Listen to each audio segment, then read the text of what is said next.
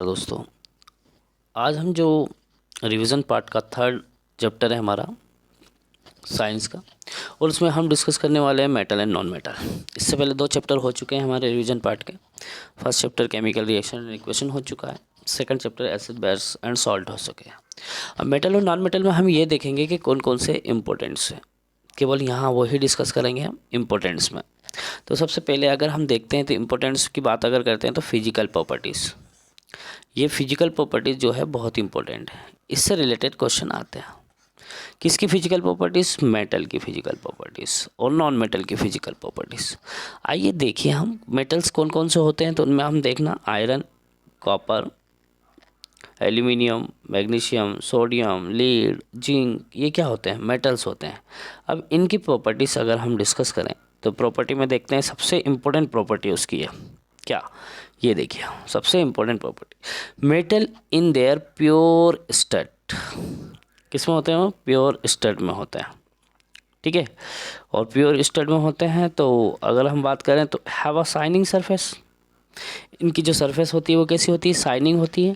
तो this property is called metallic lustre. ये property जो होती है मेटेलिक लस्टर। तो मेटल जितने भी होते हैं क्या शो करते हैं? मेटेलिक लस्टर शो करते हैं। तो ये चीज़ें हो गई हमारी इंपॉर्टेंट कि मेटल जो होते हैं उनकी सरफेस जो होती है वो शाइनिंग होती है और वो क्या काम करते हैं? लस्टर प्रॉपर्टी शो करते हैं, ठीक है। अब उसके बाद देखें हम एक metal are generally hard. Metal जो होते हैं वो कैसे होते हैं? हार्ड होते हैं। और ये जो हार्डनेस होती है ना, ये मेटल टू मेटल थोड़ी डिफ़र होती है, अलग अलग होती है। तो कैसे मेटल टू मेटल अगर डिफ़र होती है तो कैसी बात करते हैं हम? इसमें देखते हैं हम क्या है। तो देखो, metal can B beaten into thin sheets. Metal को अगर बीट करें तो एक थिन शीट में कन्वर्ट कर सकते हैं। और ये जो प्रॉपर्टी है वो मेलेबिलिटी कहलाती है। क्या कहलाती है? Malleability. Gold and silver are the most malleable metal. यहाँ आपको ये ध्यान रखना है कि जो गोल्ड है और जो सिल्वर है ये सबसे ज़्यादा मेलिएबल होते हैं। क्या होते हैं ये? मेलिएबल होते हैं, सबसे ज़्यादा होते हैं मेलिएबल। मतलब क्या होते हैं? मेलिएबल सबसे ज़्यादा होते हैं। बहुत इंपॉर्टेंट है, यहाँ आपसे पूछ लिया जाएगा कि गोल्ड और सिल्वर मेलिबिलिटी कौन से मेटल में सबसे ज़्यादा होती है, तो गोल्ड और सिल्वर में आपको देखने को मिलती है। एक और प्रॉपर्टी है यहाँ पर कि मेटल जो होते हैं, मेटल में ये एबिलिटी होती है कि draw into thin wire called ductility. हम मेटल के थिन वायर बना सकते हैं जिनको क्या कहते हैं हम? जो प्रॉपर्टी क्या कहलाती है? डक्टिलिटी प्रॉपर्टी कहलाती है। तो क्या क्या प्रॉपर्टी हो गई कि मेटल जो होता है लस्टर प्रॉपर्टी शो करते हैं, मेटल जो होते हैं वो मेलेबिलिटी शो करते हैं क्योंकि इससे थिन शीट्स बनाई जा सकती है जब इसको बीट करते हैं। और मेटल्स से वायर ड्रा कर सकते हैं जो प्रॉपर्टी डक्टाइल कहलाती है। और गोल्ड जो होता है ना वो सबसे मोस्ट डक्टाइल होता है। गोल्ड क्या होता है? गोल्ड जो होता है वो क्या होता है? मोस्ट डक्टाइल होता है। मतलब कैसे? अगर मोस्ट डक्टाइल की बात अगर हम करते हैं गोल्ड की, तो गोल्ड जो है ना क्या काम करता है? Gold is the most ductile metal, है ना। लगभग about 2 kilometre length can be draw from 1 gram of gold. 1 gram gold में, ओनली 1 ग्राम, 1 ग्राम गोल्ड में हम इससे कितना लंबा वायर बना सकते हैं? 2 किलोमीटर तक, 2 किलोमीटर लेंथ वायर फॉर्म कर सकते हैं, ड्रॉ कर सकते हैं ओनली 1 ग्राम गोल्ड से। तो ज़रा आप सोचिए कि 1 ग्राम गोल्ड से हम इतना ज़्यादा मेलेबल होता है, इतना ज़्यादा डक्टाइल होता है कि उससे 2 किलोमीटर तक का एक वायर लंबा हो सकता है, ठीक है। और ये किसके कारण होता है? It is because they are malleability and ductility. जो मेलेबिलिटी और डक्टिलिटी के कारण ये चीज़ें हो पाती है। Metal can be given different shape according to our needs. हमारी आवश्यकता के अनुसार इनको अलग अलग शेप में हम ड्रॉ कर सकते हैं। आपने देखा होगा घरों के अंदर metal that are use for making cooking vessel. Metal का यूज जो होता है वो कुकिंग वेसल में किया जाता है, जो उसके जो बर्तन होते हैं वो बनाने में किया जाता है। मतलब वेसल फॉर्म करने में हम यहाँ पर करते हैं। उसके बाद अगर देखें प्रॉपर्टी, एक और प्रॉपर्टी हमारे पास आती है कि metal are good conductor of heat and electricity. And have high melting points, और मेल्टिंग पॉइंट भी इसका क्या होता है, हाई होता है। गुड कंडक्टर होता है हीट का, और मेल्टिंग पॉइंट भी ज़्यादा होता है। तो अब अगर बात करें तो सबसे बेस्ट कंडक्टर ऑफ हीट कौन होता है, तो बेस्ट कंडक्टर ऑफ हीट कौन है, बेस्ट कंडक्टर ऑफ हीट की अगर हम बात करें तो वो है सिल्वर। क्या है, सिल्वर एंड कॉपर। सिल्वर और क्या है, कॉपर, ये बेस्ट कंडक्टर होते हैं हीट के। क्या होते हैं, बेस्ट कंडक्टर होते हैं हीट के। हमने बोला था गोल्ड सबसे अच्छा मेलेबल होता है, गोल्ड एंड सिल्वर। उसके बाद अगर हम देखें कि गोल्ड जो होता है 1 ग्राम से 2 किलोमीटर तक का वायर हम फॉर्म कर सकते हैं। और गुड कंडक्टर होता है हीट का, वो सबसे बेस्ट कंडक्टर जो होता है वो सिल्वर और कॉपर होते हैं। यहाँ एक क्वेश्चन आता है, क्या आता है क्वेश्चन, ये क्वेश्चन पूछा जाता है कि जो लीड एंड मरकरी है ये पुअर कंडक्टर होती है हीट की। ये क्वेश्चन आया है कि जो लीड और मरकरी है, लीड समझते हो ना आप, पीबी को लीड बोलते हैं, ये लीड है, ठीक है। और Hg को क्या बोलते हैं, मर्क्यूरी बोलते हैं। क्या बोलते हैं इसको, मर्क्यूरी बोलते हैं। और ये क्या है, पुअर कंडक्टर ऑफ हीट है। क्या है ये, पुअर कंडक्टर ऑफ हीट, मतलब पुअर कंडक्टर शो करते हैं हीट के, क्या है, पुअर कंडक्टर होते हैं, है ना। तो यहाँ अपने को ये भी पता चल गया कि पुअर कंडक्टर क्या होते हैं। एक और ख़ास बात यहाँ पर हम देखें, एक और प्रॉपर्टी आ जाती है, मेटल जो होते हैं ना वो एक अच्छे इलेक्ट्रिसिटी होते हैं, गुड कंडक्टर होते हैं, जो करंट को कैरी करते हैं। आपके घरों में जो पीवीसी कोटिंग वाले वायर देखे होंगे, बाहर की तरफ एक जो वायर्स होते हैं जो उसमें पीवीसी होती है, रबर लाइक मटेरियल होता है ना। लेकिन उसके अंदर जो वायर होता है वो वायर क्या करता है, करंट को कंडक्ट करवाता है, इलेक्ट्रॉन को कंडक्ट करवाता है। एक और प्रॉपर्टी अगर देखें तो metal that produce a sound on striking a hard surface are said to be sonorous. कि जो मेटल है, अगर मेटल के ऊपर हार्ड सरफेस पर अगर कुछ बीटेंगे, ठोकेंगे, तो उसमें एक साउंड डेवलप होता है, और वो साउंड क्या कहलाता है, सोनोरस कहलाता है। इसलिए स्कूलों में जो बेल्स होती है वो आयरन की बनाई जाती है, मेटल की बनाई जाती है। क्वेश्चन आ सकता है कि भैया जो स्कूलों में जो बेल होती है वो मेटल की क्यों बनाते हैं, ताकि वो क्या है, उसको बीट करने पर, ठोकने पर एक स्पेशल साउंड डेवलप होता है, और वो साउंड क्या कहलाता है, सोनोरस कहलाता है, ठीक है। तो ये था हमारा मेटल की फिजिकल प्रॉपर्टीज़। अब नॉन मेटल की प्रॉपर्टी देखते हैं। तो नॉन मेटल की प्रॉपर्टी देखने के लिए हम क्या करेंगे, देखें आप, नॉन मेटल कौन कौन से होते हैं, जैसे कार्बन है, ठीक है, सल्फ़र है, आयोडीन है, ऑक्सीजन है, हाइड्रोजन। ये ध्यान रखना, नॉन मेटल कौन कौन से होते हैं, कार्बन हो गया, ठीक है, सल्फ़र हो गया, आयोडीन हुआ, ऑक्सीजन हुआ, हाइड्रोजन है। ये सब क्या होते हैं, ये नॉन मेटल होते हैं, कार्बन, सल्फ़र, आयोडीन, ऑक्सीजन और हाइड्रोजन, ठीक है। ये non metal are either solid or gas except bromine which is liquid. Non metal जो होते हैं ना वो सॉलिड होते हैं, ठीक है, या तो सॉलिड्स होंगे या फिर क्या होंगे, गैस होंगे। लेकिन इसमें क्या है, कुछ एक्सेप्ट में रहेगा, और वो कौन है, ब्रोमीन। ब्रोमीन क्या होते हैं, लिक्विड होते हैं। ब्रोमीन क्या है, लिक्विड होते हैं। जबकि मेटल तो कैसे होते हैं, सॉलिड होते हैं। उसमें भी एक्सेप्शन में मर्क्यूरी आता है, वो भी लिक्विड होता है, ठीक है। तो इस तरीके से हमने क्या करा, यहाँ पर कंपेरेटिव जो एक कंपेयर करके देख लेते हैं क्या चीज़ें हैं। सबसे इम्पोर्टेंट यहाँ ये चीज़ें आप पढ़कर ही जाएं, क्या, क्योंकि सिमिलरिटीज़ आ जाती हैं, कंपेयर आ जाता है किसमें, मेटल और नॉन मेटल के बीच में। तो मेटल और नॉन मेटल के बीच में जब कंपेयर आता है तो देखिए आप, all metal except mercury exist as solid at room temperature. जितने भी मेटल्स होते हैं वो रूम टेम्परेचर पर सॉलिड होते हैं, केवल मर्क्यूरी को छोड़कर। Metal have high melting and boiling point. Metal में क्या होता है, high melting and boiling point होता है, लेकिन गैलियम और caesium have very low melting point. अब देखो यहाँ हमने पहली चीज़ें क्या बोली कि जितने भी मेटल्स होते हैं, ऑल मेटल, जितने भी मेटल होंगे, ऑल मेटल कैसे होते हैं, सॉलिड होते हैं, एक्सेप्ट क्या, एक्सेप्ट मर्क्यूरी। क्योंकि मरकरी जो होता है ना वो लिक्विड स्टेज में होता है। जितने भी मेटल होते हैं उन पे मेल्टिंग हाई मेल्टिंग पॉइंट होता है, लेकिन गैलियम और सीजियम जो होता है इसका मेल्टिंग पॉइंट बहुत ही कम होता है। These two metal will melt if you keep them on your palm। ये जो दो मेटल्स होते हैं अगर इनको पाम में रख दें तो ये मेल्ट होने लग जाते हैं, गैलियम और caesium. Iodine is a non metal but it is lustre. Iodine कैसा होता है? नॉन मेटल होता है, लेकिन वो क्या शो करता है? लस्टर प्रॉपर्टी शो करता है। Carbon is a non metal that can exist in different form. Carbon भी नॉन मेटल होता है, लेकिन ये डिफरेंट फॉर्म में पाया जाता है। Each form is called allotrope, और हर एक फॉर्म को क्या कहेंगे? एलोट्रोप कहते हैं। Diamond and allotrope of carbon is the hardest natural substance.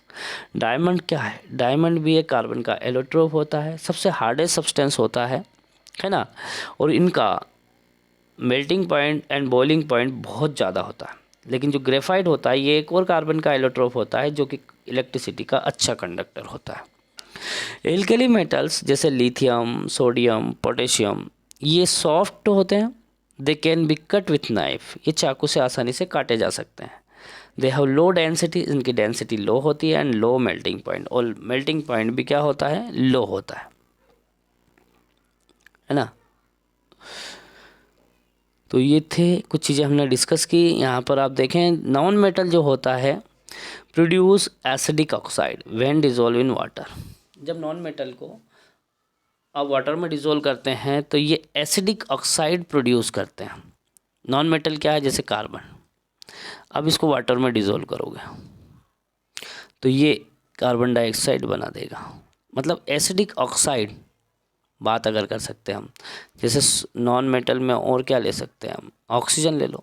Oxygen क्या ये एसिडिक ऑक्साइड शो करते हैं। क्या करते हैं? ये एसिडिक ऑक्साइड शो करते हैं।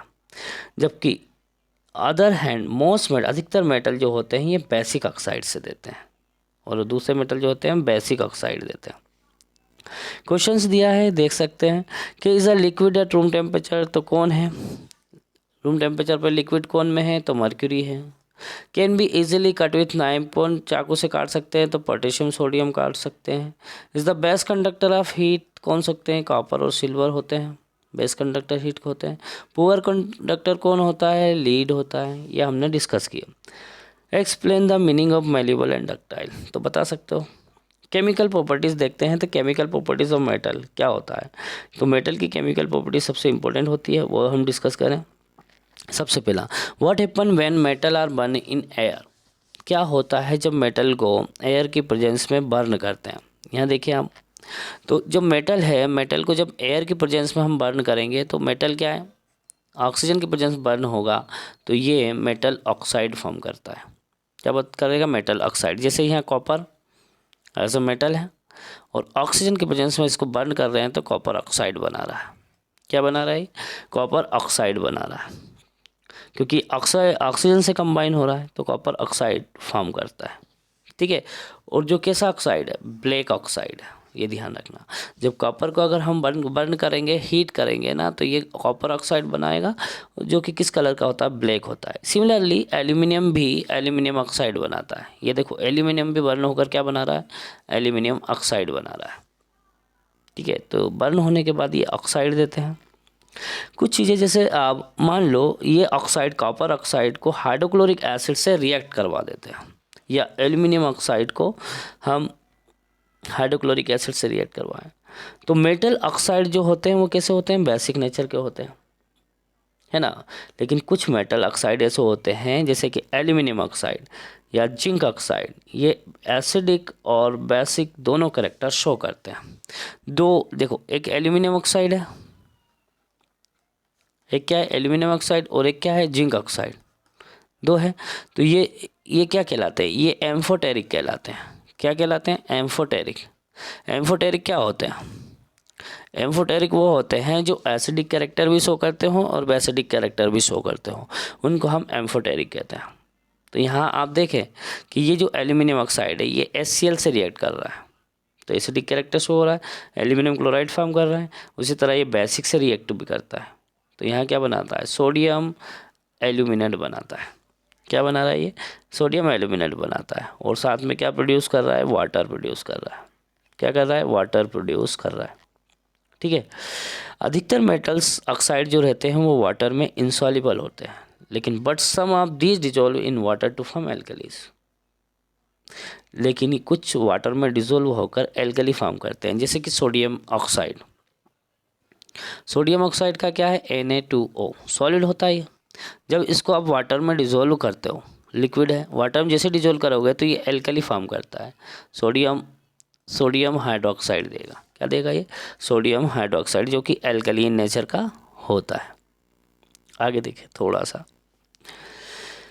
अब देखो जितने भी मेटल होते हैं वो do not react with oxygen and same rate पे ये रिएक्शन नहीं करते हैं, लेकिन अलग अलग मेटल जो होते हैं उनकी रिएक्टिविटी अलग अलग होती है ऑक्सीजन से। जैसे कि पोटेशियम, सोडियम, ये बहुत तेज़ी से रिएक्ट करके मतलब कैच फायर, आग पकड़ लेते हैं। तो इनको प्रोटेक्ट करने के लिए हम इनको, ताकि एक्सीडेंटली फायर ना हो जाए, इनको हम केरोसिन ऑयल में रखते हैं। किस में रखते हैं, केरोसिन ऑयल में रखा जाता है। ठीक है। अब कुछ मैग्नीशियम और एल्यूमिनियम जैसे जिंक, लीड जो होते हैं, इनके ऊपर एक थिन लेयर ऑक्साइड बन जाती है, जो इसके ऑक्साइड को फर्दर ऑक्सीडेशन से प्रिवेंट करती है, ताकि दोबारा ऑक्सीडेशन ना हो सके। Iron does not burning heating, iron को जब बर्न करोगे तो वो हीट नहीं होगा, but iron filing burn vigorously when sprinkle in the flame of burner.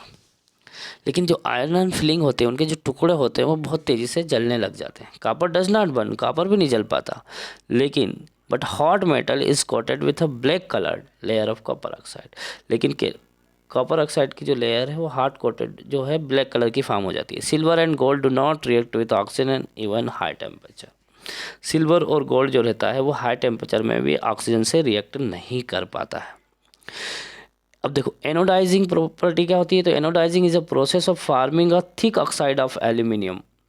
एक एल्यूमिनियम की जो एक मोटी लेयर फॉर्म हो जाती है वो एनोडाइजिंग प्रोसेस होती है। Aluminium develop a thin oxide layer with expose to air.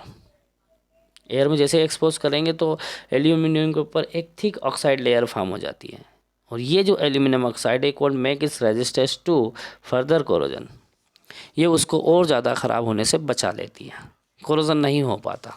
तो the rust resistance can be improved by further by making the oxide layer thicker, है ना।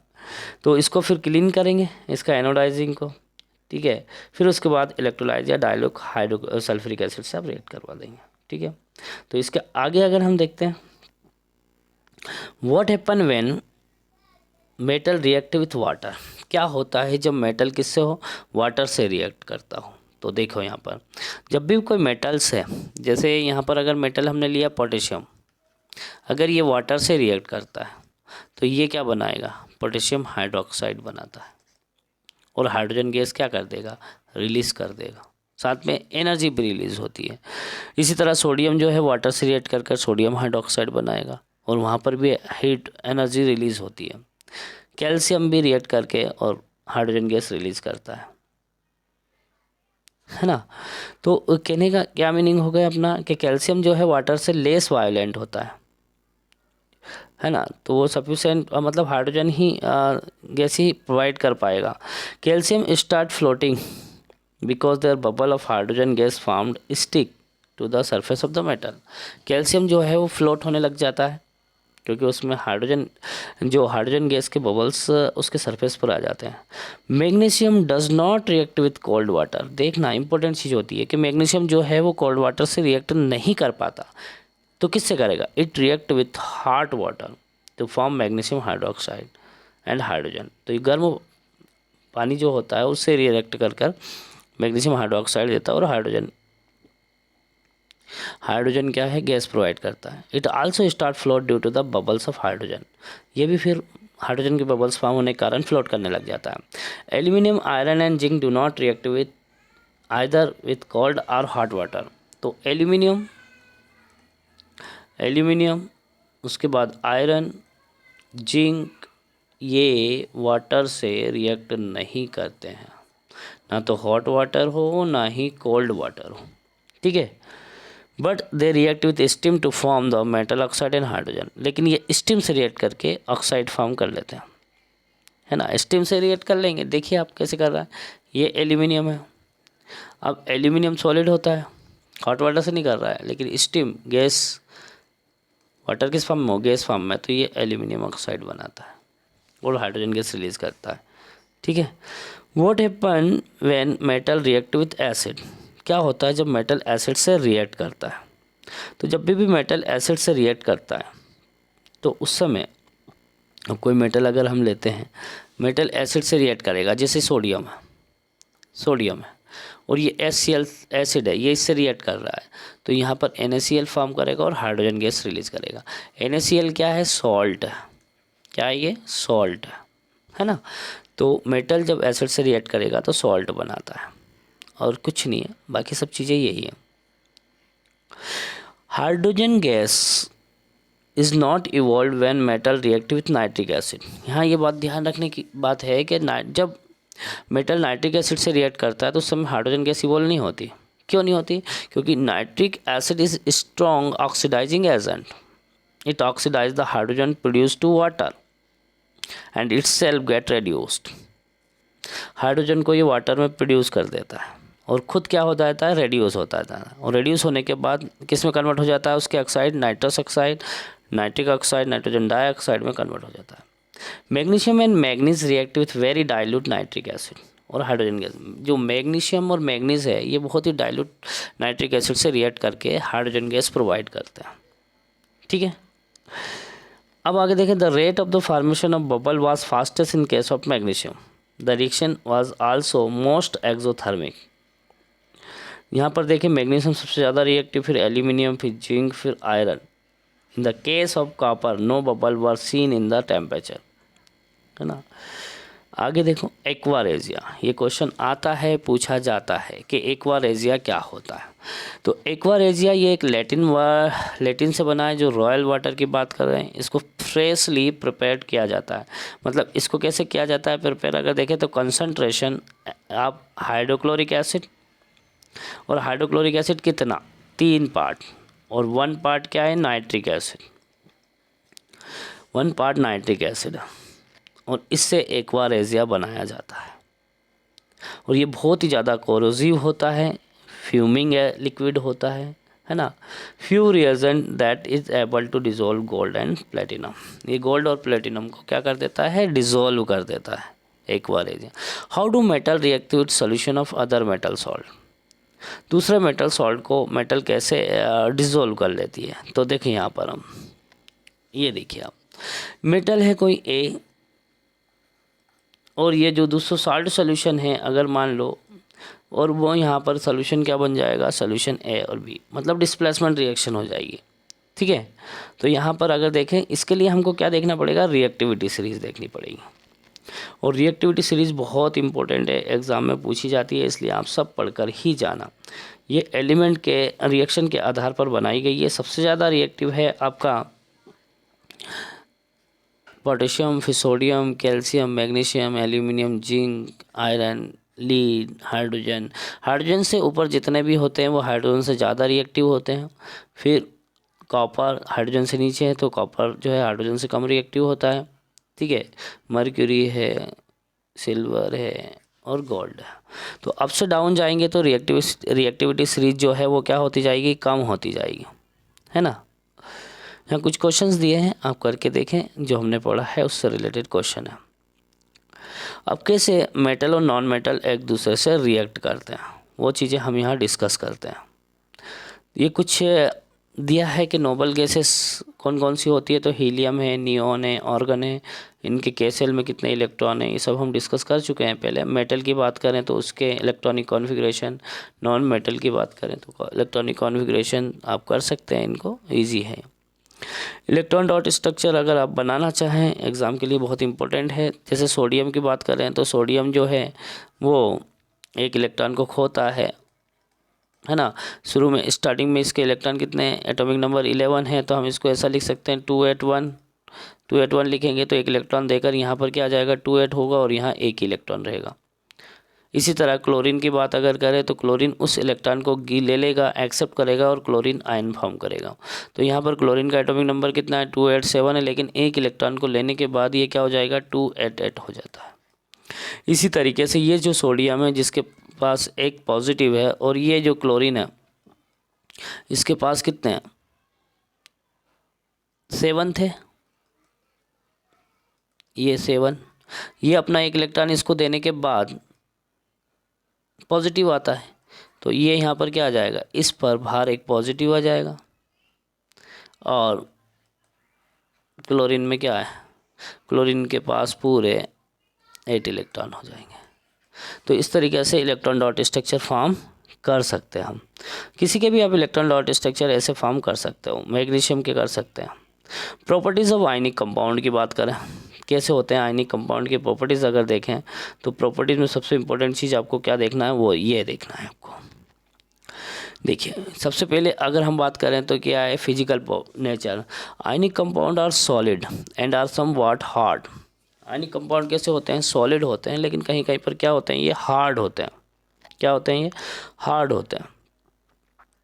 Because of the strong force of attraction. और ये जो hard होते हैं वो किसके कारण होते हैं, इनके बीच में जो फोर्स होता है ना वो स्ट्रॉन्ग होता है, पॉजिटिव और नेगेटिव आयन के बीच में। तो these compound are generally brittle and break into piece when pressure apply. इनके जो कंपाउंड को अगर प्रेशर अप्लाई करेंगे तो ये ब्रेक हो जाएंगे, ब्रिटल नेचर के होते हैं।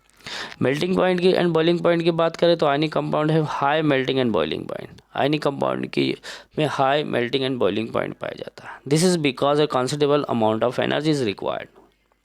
क्योंकि इनके बीच में स्ट्रॉन्ग इंटर आयनिक अट्रैक्शन होता है, तो इसलिए high melting and boiling point होता है, क्योंकि बॉन्ड को डिसोसिएट होने में ज़्यादा एनर्जी की ज़रूरत पड़ती है। सॉल्युबिलिटी देखते हैं हम, तो electrovalent compound are generally soluble in water. Electrovalent compound जो होते हैं वो वाटर में सॉल्युबल होते हैं and insoluble in solvent such as kerosene and petrol. Conductor of electricity, तो आयनिक कंपाउंड जो होते हैं वो इलेक्ट्रिसिटी के अच्छे कंडक्ट होते हैं जब ये लिक्विड फॉर्म में होते हैं, लेकिन जब ये सॉलिड फॉर्म में होते हैं ना तो ये इलेक्ट्रिसिटी कंडक्ट नहीं होती, क्योंकि ये रिजिड होते हैं। फिर आप देखते हैं हम अकरेंस ऑफ मेटल, कहाँ पाई जाती है मेटल, तो the earth crust has the major source of metal. Earth का जो क्रस्ट है उसमें सबसे ज़्यादा मेटल पाई जाती है। Sea water also contain some soluble salt such as sodium chloride, magnesium chloride etcetera. जो सी वाटर होते हैं ना उसके अंदर बहुत से सॉल्ट्स होते हैं, जैसे मैग्नीशियम क्लोराइड होता है, सोडियम क्लोराइड होता है। जो एलिमेंट या कंपाउंड्स होता है which are occur naturally in earth crust. अगर कोई एलिमेंट या कंपाउंड अर्थ क्रस्ट में पाए जाते हैं तो उनको हम कहते हैं मिनरल्स, है ना।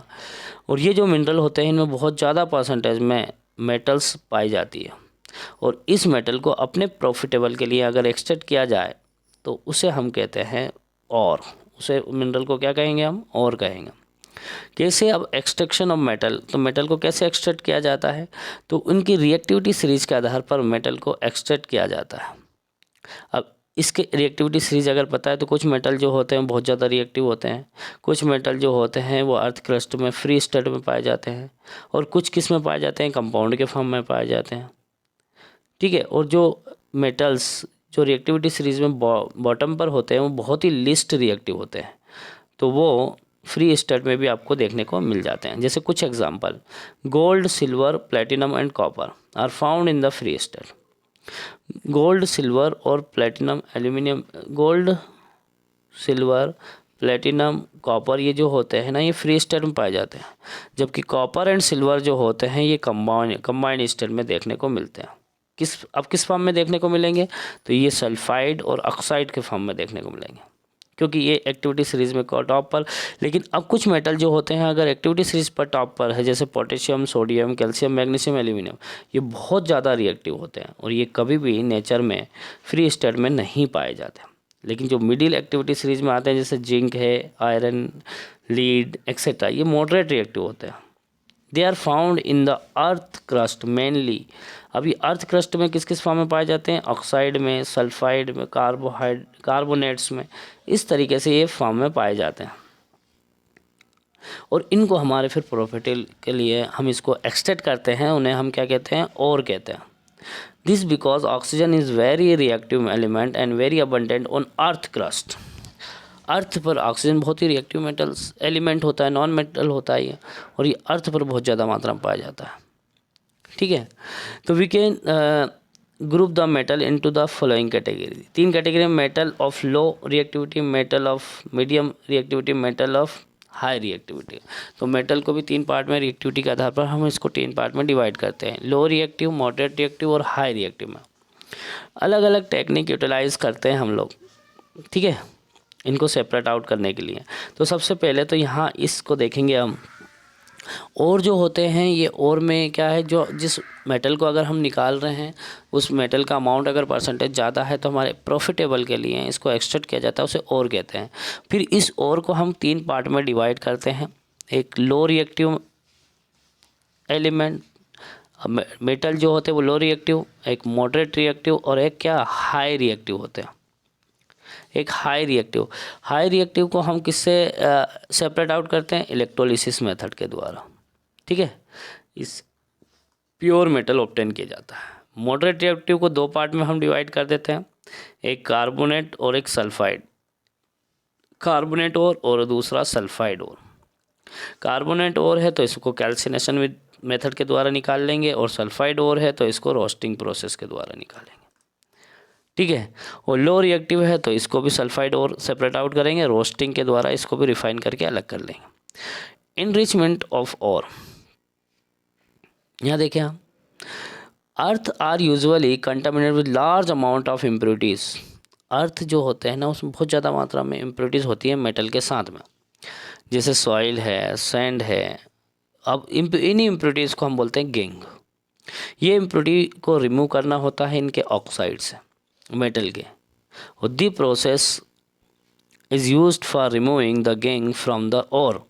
वो प्रोसेस जिसमें इम्प्योरिटीज़ को और से रिमूव करना, तो इनकी फिजिकल और केमिकल प्रॉपर्टीज़ के डिफरेंट के आधार पर हम इसको इम्प्रूव करते हैं। सबसे पहले अब हम सेपरेट आउट करेंगे लो रिएक्टिविटी मेटल को कैसे सेपरेट आउट करें। तो लो रिएक्टिविटी मेटल्स की अगर हम बात करें तो इसमें देखना आप, ये क्या है, मर्क्यूरिक सल्फाइड है। अब इसको अगर ऑक्सीजन के साथ अगर रिएक्ट करते हैं तो सबसे पहले मर्क्यूरी को किस में कन्वर्ट करते हैं, हम ऑक्साइड में कन्वर्ट करते हैं, और फिर ये ऑक्साइड को हम मर्क्यूरी ऑब्टेन कर लेते हैं किसके द्वारा, हीट के द्वारा। तो ये मर्क्यूरी क्या है, मर्क्यूरी किस फॉर्म में पाई जा रही है, अर्थ के अंदर मर्क्यूरिक सल्फाइड के फॉर्म में पाई जा रही है। अब इसको गर्म करने के बाद हम ऑक्साइड में कन्वर्ट करते हैं, उसके बाद फिर हीट करते हैं और मर्क्यूरी ऑब्टेन करते हैं।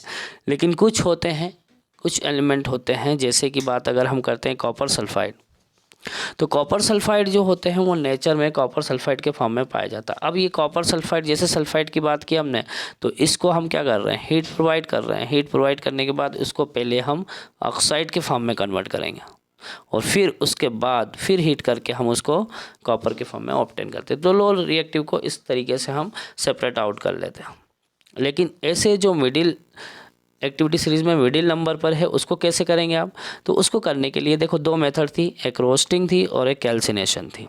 अगर सल्फाइड और है तो रोस्टिंग का यूटिलाइज करेंगे। अब रोस्टिंग करेंगे तो oxygen, excess amount of oxygen का यूज करके उसको हम ऑक्साइड में कन्वर्ट करते हैं।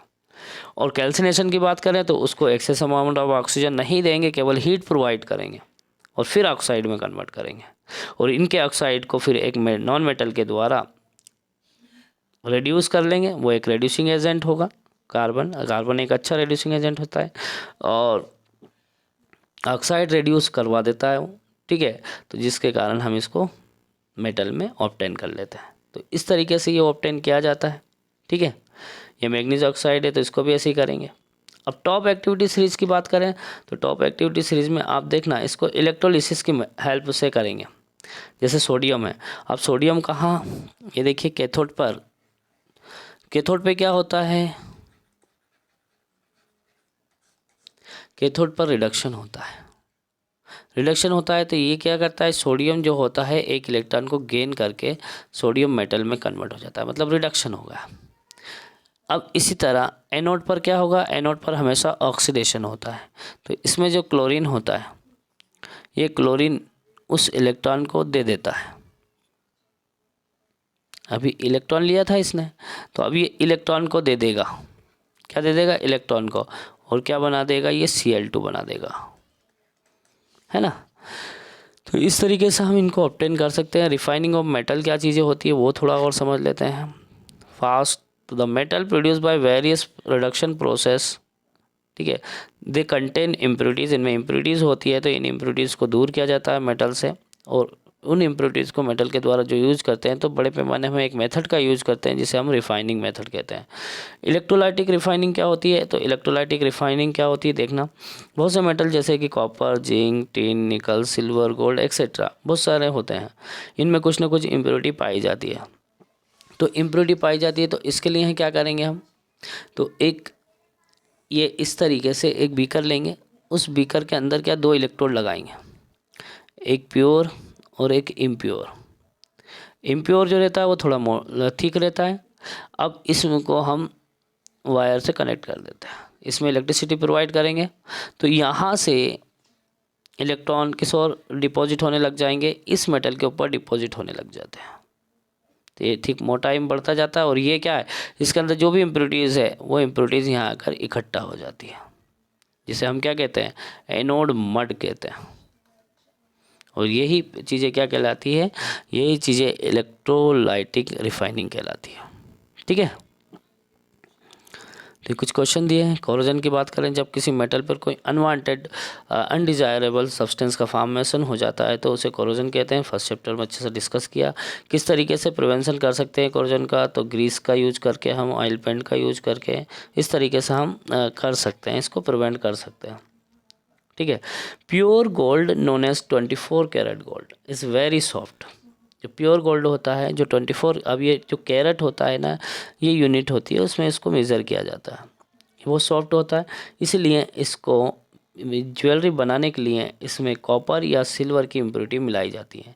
इंडिया में जनरली 22 कैरेट गोल्ड्स यूज़ किया जाता है।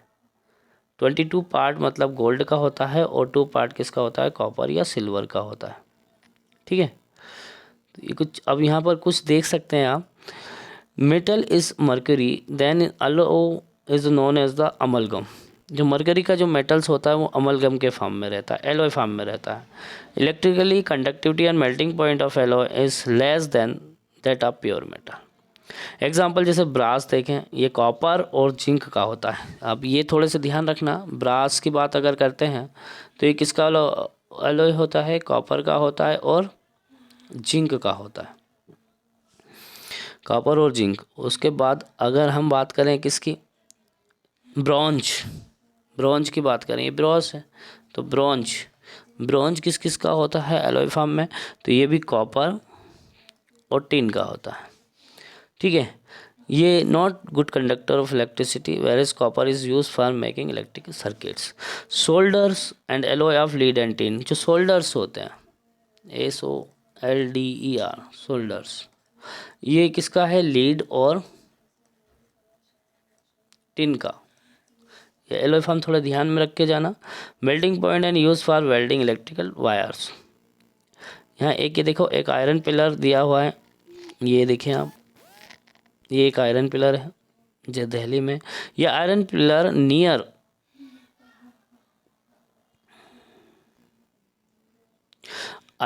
Near the Qutub Minar in Delhi में कुतुब मीनार में ये आयरन पिलर प्रेजेंट होता है। Build more than 16 years ago by the iron worker of India. 1600 साल पहले ये बनाया गया था। They had developed a process which prevented iron from rusting, और इसको इतने अच्छे से बनाया गया ताकि इस पर रस्ट ना लगे। For its quality of rust resistance it has been examined by scientist from all part of the world. पूरे वर्ल्ड में बहुत जगह से साइंटिस्ट आए और देखा कि आखिर क्या क्या जिसमें इसमें रस्ट नहीं रहे है। The iron pillar is 8 metre high and weight 6 tons, लगभग 6 टन मतलब 6000 किलोग्राम। थोड़ा देखना ये है ना। तो ये था हमारा चैप्टर मेटल और नॉन मेटल के बारे में। अब ये फास्ट रिवीजन था, क्या था, फास्ट रिवीजन था, है ना। तो आपके एग्ज़ाम के लिए इम्पोर्टेंट साबित होगा, तो आप अच्छे से देखें और एग्ज़ाम दें। इसी तरह नेक्स्ट चैप्टर के भी आएंगे, ठीक है। तो आज के लिए इतना ही। Thank you very much.